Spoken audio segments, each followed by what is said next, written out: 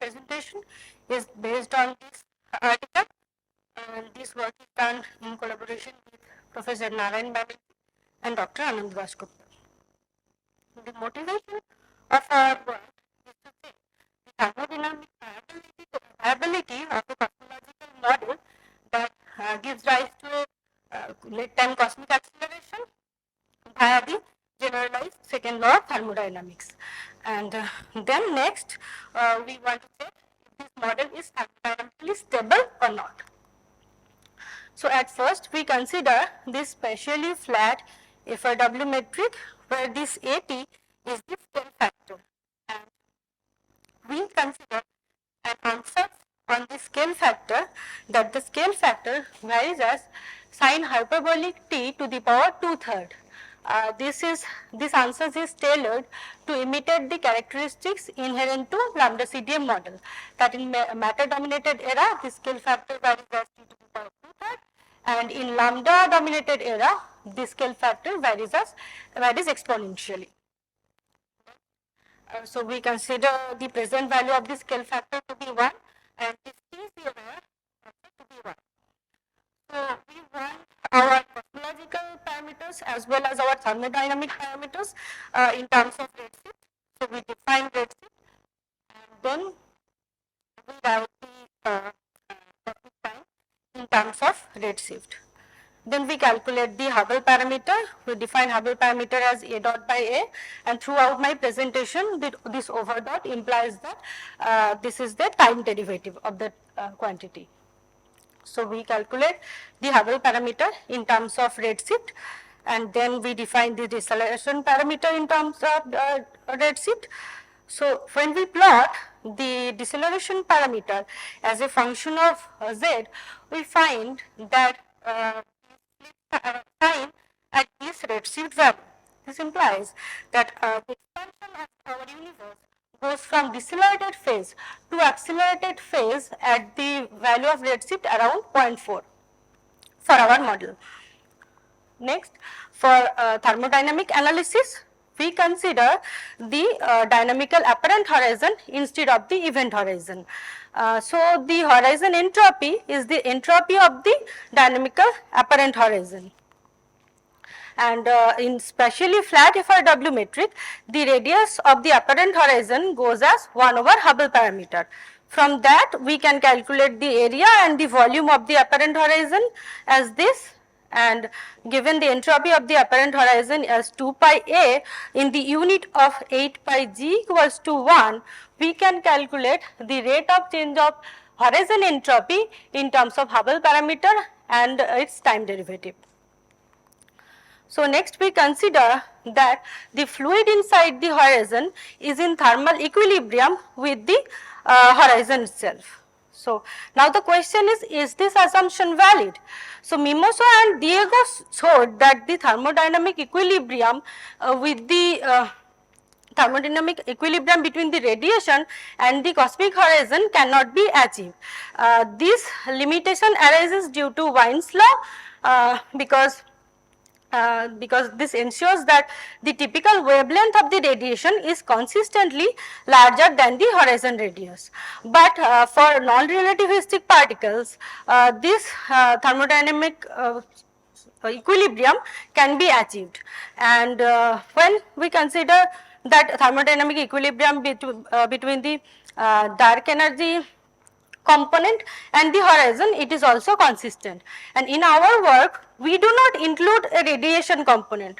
So therefore our assumption for the thermodynamical equilibrium between the horizon and the cosmic fluid is valid. So our next task is to choose the temperature carefully, because in static scenario we know that the temperature is given by the surface gravity over 2 pi, and where the surface gravity is defined through the time-like killing vector. But in dynamical situation, where the cases are characterized by dynamical situation, this faces these challenges due to absence of the time-like killing vector. Now Hayward proposed an alternative definition of surface gravity, where this is valid for dynamical situation for spherical symmetry cases through this Kodama vector, where this within spherical symmetry this Kodama vector actually successfully replaces the killing vector in an evolving system. This is the definitions of Kodama vector, where this capital R is the areal radius and epsilon b is the volume of the two sphere of the two metric HAB. So therefore, Hayward's concept for surface gravity is defined by this, where this kappa is this surface gravity related to Kodama vector. Then for spatially flat FRW cosmology, this surface gravity is given by this expression, and from that we find the temperature as the surface gravity over 2 pi, which is given by this expression. Now it is to be noted that when we put H dot equals to 0, that is in case of static situation, it gives back to our Hawking temperature. So now at equilibrium, the temperature of both the horizon and the fluid is given by the Hayward-Kodama temperature.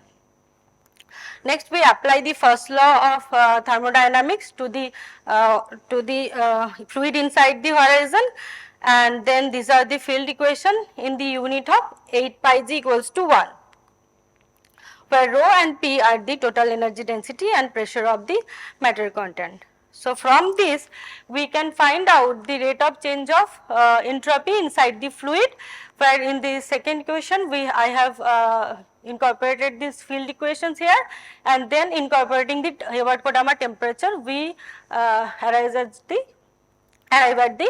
this final expression.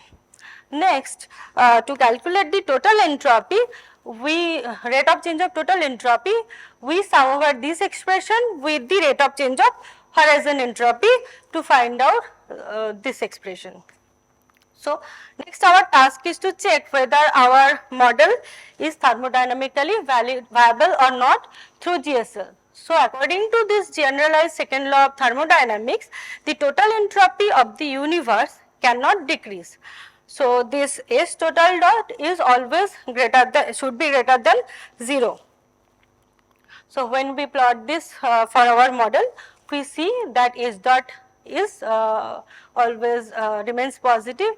Therefore we can conclude that our model follows the generalized second law of thermodynamics. Hence our model is thermodynamically viable model. Our next task is to check whether this model is thermodynamically stable or not.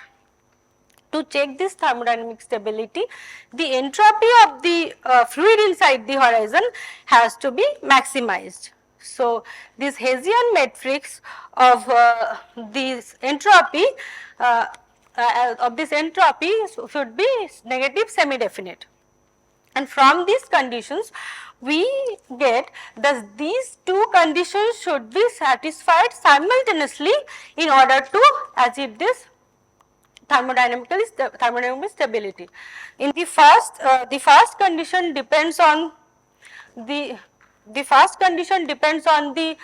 specific heat at constant volume, where the second condition, which is denoted by alpha, is dependent on specific heat as well as the isothermal compressibility. So we need to find out these two thermodynamic parameters.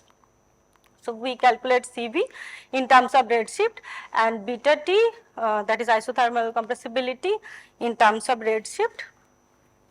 And when we plot these two conditions side by side, we see that for the range of redshift where this first condition is satisfied, this violates the second conditions, and when for the range of redshift where the second condition is satisfied, it violates the first condition.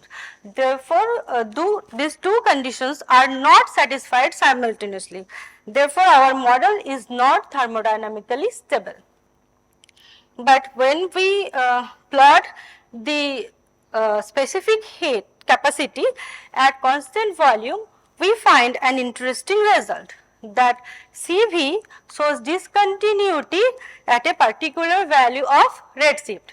This is exactly where the Q flips its sign, which means that the the expansion of the universe, when goes from decelerated to accelerated phase, it shows a thermodynamic phase transition.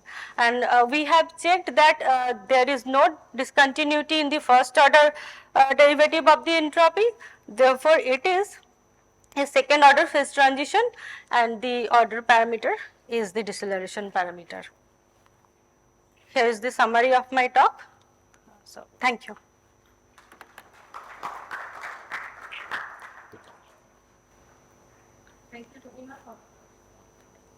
Thank you. Any question?